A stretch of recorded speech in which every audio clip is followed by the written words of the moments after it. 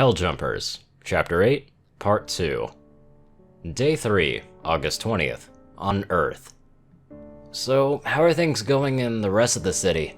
Tyler asked Mac as he came back into the room of the apartment the ODSTs had hunkered down in to get some rest. Well, it's shit. Group of Jiralhane have been entering the city en masse, but despite that, we've been able to stop further advances, Mac answered, giving the breakdown of his conversation with local command. So the overgrown gorillas have decided to show up. Fucking fantastic. Anything else? Well, there's a small Covenant fleet in orbit. If they send down ships, this city will quickly turn into a death trap. Well, crap. Okay, was there any good news in there? Well, the CSO supercarrier discovered a few days ago had an unfortunate accident with a slip space drive, and it won't be joining any attack anytime soon, Mac said with a grin. Or ever, for that matter. Tyler shared Mac's grin. A batshit insane plan like that could only have been attempted by Spartans. Probably, but they didn't give any specifics. Anyway, where are the others? Mac asked, not seeing any of the others with the exception of Woods, who was posed by the window on Overwatch. Well, Scootaloo and Twilight are further in the apartment working on scoots and are flying, and Lucy was in the bathroom with a few of the things that she got from a store that she looted, Tyler answered. Mac nodded and walked to the back of the apartment where Scootaloo and Twilight were practicing. Why is this so much harder with bigger wings? He could hear Scootaloo complaining from the hallway. Because with bigger wings, you actually have to make a flapping motion, not furiously beat your wings. Twilight answered Scootaloo as Mac stepped into the bedroom the two ponies had requisitioned. All the furniture had been stacked into a corner of the room, and pillows and mattresses covered the floor. Seriously, I can't even hover anymore, Twilight. Scootaloo said as she fell onto her haunches and spotted Mac. Oh, hi Sarge. So, any useful news? Well, for the moment, it's relatively quiet, but that could change. So, brutes have been flowing into the city, Mac answered. I suggest that you two get some rest before those bastards inevitably start causing trouble. Twilight and Scoots nodded and started making a bed as Mac left the room, looking for Lucy, finding her in the place where Tyler said that she would be. Hey Mac. So have Scoots and Twilight stopped practicing yet? She asked as she noticed Mac coming into the room. So, I've been meaning to do something ever since I looted that store. Well, they're just practicing. What is it that you wanted to do? Mac asked curiously of what Lucy had thought up. Okay, so, you know how Twilight and Scoots have their wings and tail poking out of their armor? They're massive giveaways when trying to sneak, Lucy said as she grabbed a brush and bowl of a black substance. So, I thought of a good idea to pick up some black dye to stop them from standing out so much. That's actually a good idea. Here, I'll get them, Mac said as he walked back into the room where Scootaloo and Twilight had bunked in, finding the two ponies trying to get comfortable while wearing their armor. Can you two come over here to the bathroom for a moment before you get some sleep? Scootaloo groaned as she had just gotten in a comfortable position. Fine, she said, and she and Twilight walked to the bathroom with Mac. You're here. Okay, so I've already told Mac what I want to do, but you two also have to agree with it, Lucy said as she sat down, lowering to the pony's eye level. So, I'll be blunt. Your tails and wings are too colorful. They're gonna give us away if we're ever gonna try and sneak, so I got some black hair dye to recolor both of them. Oh, well, okay. How long will that take? Scootaloo said, surprising Lucy. She had thought that Scootaloo would put up a bit more resistance. Well, about half an hour. I thought you'd put up more resistance to the idea. Well, I can't even hover right now, so it doesn't really matter if the dye interferes with flying, since I can't do that anyway right now, and my tail can be dyed green for all I care, Scootaloo said as she shrugged. Oh, well, okay. So, any objections from you, Twilight? Lucy asked. Well, I'd rather have my wings and tail black than to get shot because one of them stood out too much, Twilight reasoned, also not bothered by the plan. Well, okay.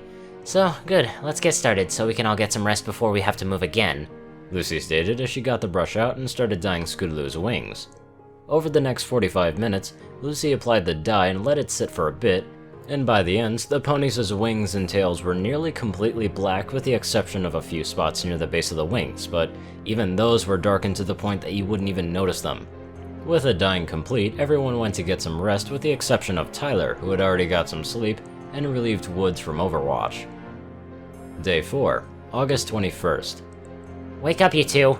Lucy said as she roughly woke up the two ponies. We got Covenant activity outside. The two ponies both shot up from their sleeping space at hearing that there were Covenant nearby, grabbing their weapons and sprinting to the main room where Mac, Tyler, and Woods were standing by the window overlooking the street outside. Brute pack, 4 strong, and 7 grunts, Woods said while looking through his sniper scope. So how are we on explosives? Mac asked everyone. I used one on the Wraith, so I'm down to 1, Scootaloo said. Well, I got 2 canisters of C7 foam, but that's for demolition, Tyler followed up to Scootaloo's answer. Well, large explosions might attract other brutes nearby, and, well, are there no other alternatives? Twilight asked. Well, I can take 2 with my sniper, but the others would have to be done by you guys, Woods said. Mac took a moment to consider his options. Okay, Twilight, give a grenade to Scoots and take up a position at another window, next to Woods, okay. Then the rest of us will try to sneak up and lob grenades at their feet, and then you two will kill anything that survives. Clear? Everyone nodded, and Twilight tossed Scootaloo a grenade and took up a position at a window next to Woods as the rest of the group snuck outside, their black suits blending into the darkness and splitting up in 2 smaller groups.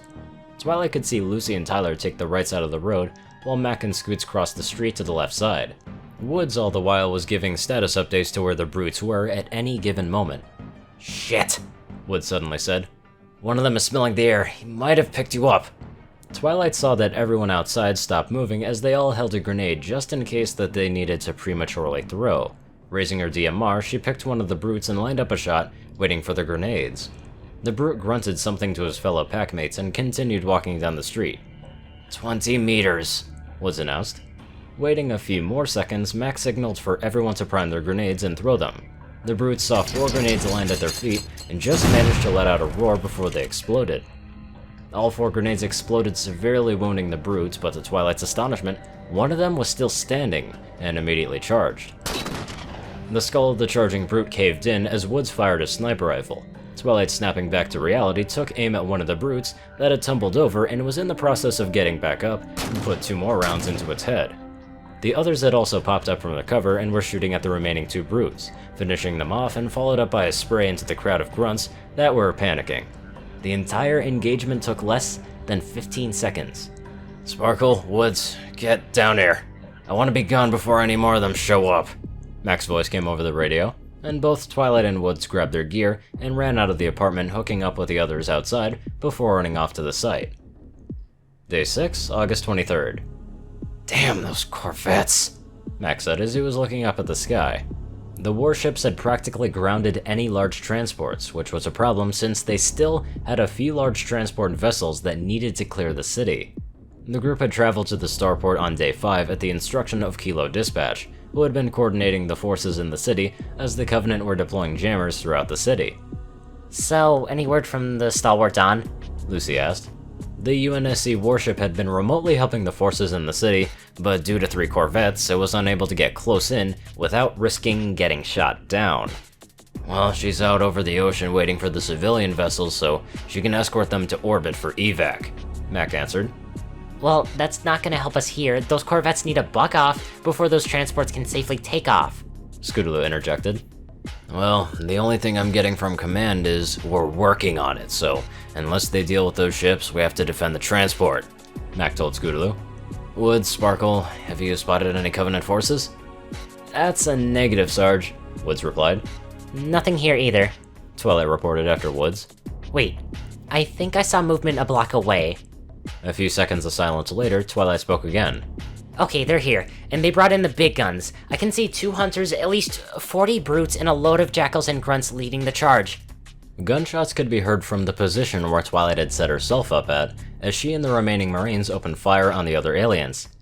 Yep, they're here too, Sarge. They're just gonna overrun us within minutes with these kinds of forces, Wood shouted over the radio as fire also started to come from his position. Fuck. Alright, Twilight, Woods, get the Marines and pull back to the secondary position, Mac shouted over the radio, the noise from the firefight starting to get even louder. Tyler, is your surprise ready? Mac shouted at Tyler, who was sitting further up the barricade. Armed and ready? Tyler shouted as Twilight and a group of Marines came running through the hallway of the spaceport that conveniently acted like a choke point. We lost 2 of our guys on our way over here and he needs real medical attention soon. she shouted at Mac while pointing at a Marine that was being dragged alongside one of his mates. Woods, where the fuck are you? Mac shouted as the first grunts came running into the hallway. Contact! One of the Marines shouted as everyone opened fire onto the aliens. Almost there. Woods replied, and further up the hallway, the group of Marines alongside the ODST came running towards the barricade.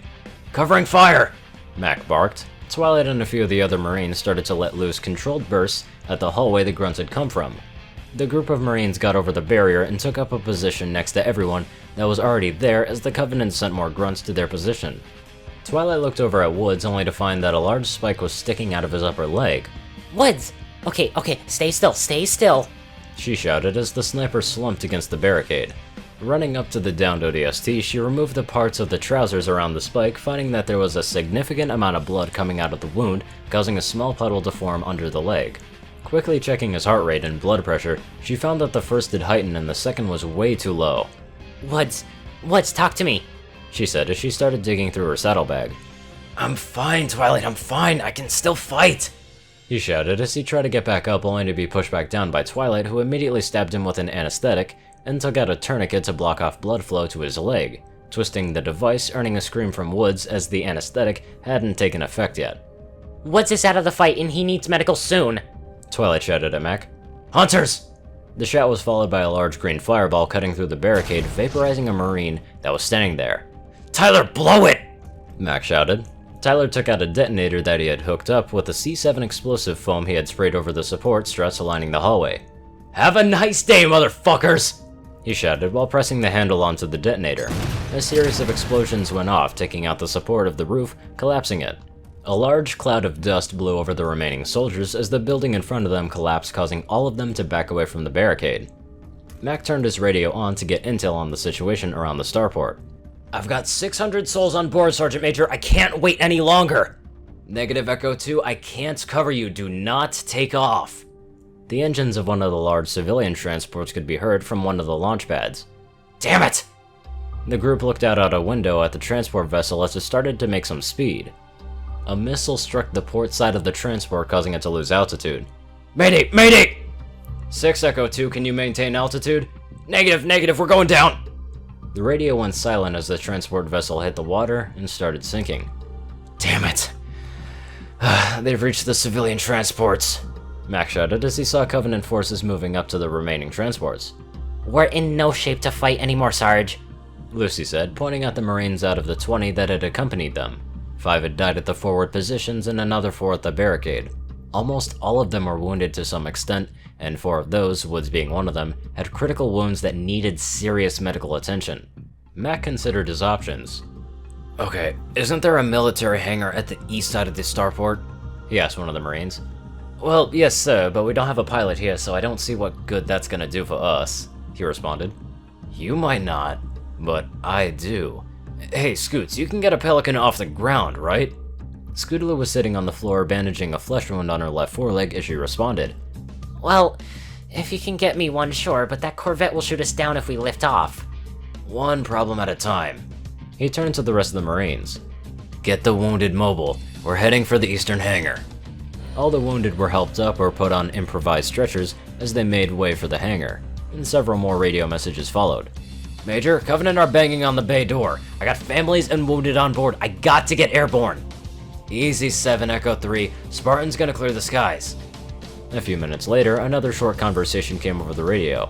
That's it, batteries primed. Now get over to the east complex and fire those missiles. Sergeant Major, the Coveys are almost through my door. Steady, Echo 3. That Corvette is still up there. The group arrived at the hangar, finding it nearly empty. Crap, one of the Marines said before spotting something at the back of the hangar. Wait, is that a police Pelican over there? Yes, yep, that's it. That's our ride, Mac shouted as the group made their way to the Pelican. After entering the Pelican, Scootaloo rushed forward to the cockpit and started flipping switches and pushing buttons. Mac joined her in the co-pilot seat after he had helped secure everyone into the troop compartment. Oh, there's the radio. Scootaloo pointed over at the radio built into the dashboard.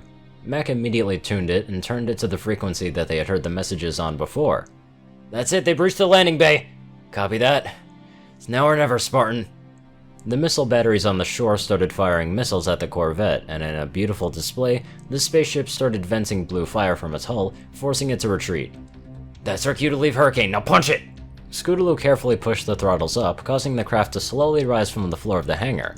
Moving the Pelican out of the hangar took Scootaloo a few seconds of careful maneuvering, but once she was outside, she switched from hovering to horizontal flight, quickly making her way out to the ocean. Sarge, could you contact the Dawn for me? Scootaloo asked Mac, who responded by switching the frequencies and calling for the stalwart Dawn. While Mac was contacting the Dawn, Scootaloo pondered if their efforts of saving as many civilians as possible had paid off. If everything she had done wasn't in vain.